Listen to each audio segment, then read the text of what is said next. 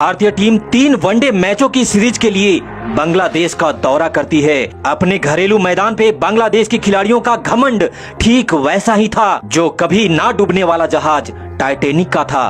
3 मैचों की सीरीज का पहला मैच ढाका में खेला जाता है, जिसमें पहले बल्लेबाजी करते हुए भारतीय टीम 41 ओवर में महज 186 रन बनाकर ऑल आउट हो जाती है, जिसका परिणाम ये हुआ कि सीरीज के पहले मैच में ही बांग्लादेश ने ये मुकाबला जीत लिया। पहले मैच में टीम इंडिया ने मुकाबला तो हारा ही, साथ ही टीम इंडिया ने अपना कप्तान भी खो दिया। पहले मैच में ही कप्तान रोहित शर्मा चोटिल हो जाते हैं, जिसके कारण उन्हें पूरे सीरीज के लिए बाहर बैठना पड़ता है। रोहित शर्मा की अनुपस्थिति में उनके रिप्लेसमेंट के तौर पर तब ईशान किशन को मौका दिया जाता है। साथ ही टीम इंडिया की कप्तानी का जिम्मा केएल राहुल को दिया जाता है। दूसरे मैच के लिए टॉस का समय हो चुका था और बांग्लादेशी कप्तान लिटन दास पहले मैच में मिली जीत के गुरूर के साथ टॉस करने के लिए मैदान पर आ चुके थे। सिक्का उछला और भारतीय टीम के कप्तान केएल राहुल ने बाजी मारते हुए टॉस जीतकर अपने टीम को पहले बल्लेबाजी करने के लिए आमंत्रित किया। रोहित शर्मा की अनुपस्थिति में ईशान किशन के साथ शिखर धवन भारतीय पारी की शुरुआत करने मैदान पर आ चुके थे।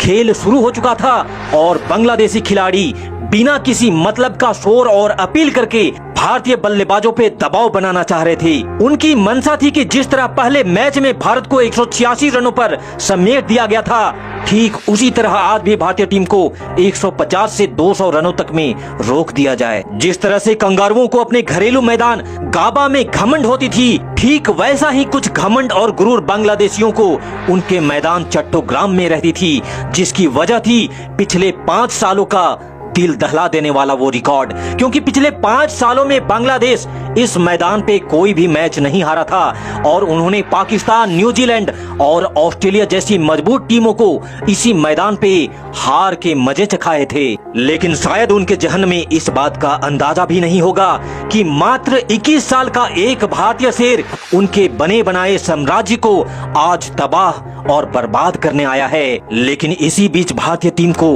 एक तगड़ा और करारा झटका लग चुका था। भारतीय ओपनर शिखर धवन महज 3 रन बनाकर ही बांग्लादेशी बॉलरों के शिकार बन जाते हैं। बांग्लादेशी खिलाड़ी और उनके फैंस के जोश और शोर से चट्टोग्राम का मैदान गूंज उठता है। ऐसे में भारतीय टीम की पारी को आगे बढ़ाने विराट कोहली मैदान पर आते हैं और आते ही पहली बॉल पे चौका मारकर अपना खाता खोलते हैं। वहीं दूसरी छोर पर ईशान किशन का भौकाल भी तबाही दिखाने को बेकरार हो रहा था। शिखर धवन के विकेट गिरने के बाद बांग्लादेशी खेमे में जो जोश और शोर था, उसे ईशान किशन ने चौकों और छक्कों की झड़ी लगाकर शांत कर दिया था और देखते ही देखते दोनों बल्लेबाजों ने अपना अर्धशतक भी पूरा कर लिया था। विराट कोहली और ईशान किशन के इस भौकाल से बांग्लादेशी बॉलर पसीने से लथपथ हो चुके थे और कईयों के तो पैंट भी गीले पड़ने लगे थे। जिस चट्टोग्राम के मैदान पर बांग्लादेशियों की बादशाहत थी, उसी मैदान पर बांग्लादेशी बॉलर अपना मुंह छुपाते हुए नजर आने लगे थे। बांग्लादेश का कोई भी बॉलर विराट और ईशान के इस तूफान को रोकने में कामयाब नहीं हो पा रहा था। बॉल के धागे खुलने लगे थे और तब तक ईशान किशन के साथ साथ विराट कोहली भी शतक जड़ चुके थे। लेकिन जब 35 ओवर के बाद भारत का स्कोर 300 रनों के पार जा चुका था, तब विराट कोहली के रूप में भारत को दूसरा झटका लगता है। लेकिन तब तक विराट कोहली अपना काम कर चुके थे।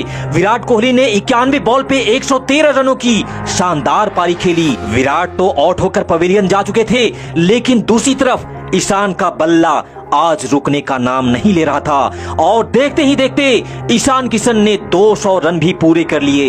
ये ईशान किशन का पूरे वर्ल्ड क्रिकेट में सबसे तेज दोहरा शतक बनाने का रिकॉर्ड था। इस मैच में ईशान किशन ने 210 रनों की शानदार और लाजवाब पारी खेली, जिसमें 24 चौके और 10 छक्के शामिल थे। ईशान और विराट की बेहतरीन पारी से भारत ने 50 ओवर में 409 रनों का एक ऐसा पहाड़ खड़ा कर दिया था जिस पर चढ़ पाना बांग्लादेशी टीम की औकात नहीं थी।